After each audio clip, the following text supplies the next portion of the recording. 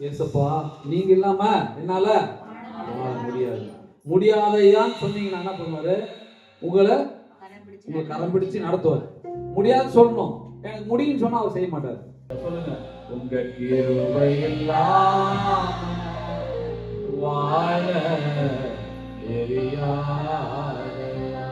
நான் எப்பதோ உங்க கிருபைதான்,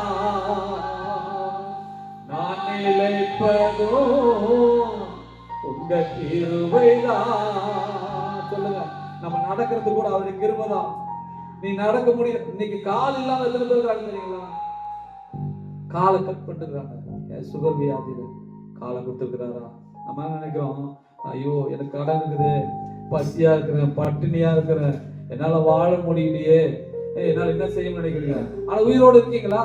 உயிர் கொடுத்துருக்காரு. உங்க உயிர் எடுத்தாரா? இல்லையே. அப்ப நீ வாழணும்னு ஆசைப்படுறாரு ஆண்டவர். அல்லேலூயா. உண்மைதானே?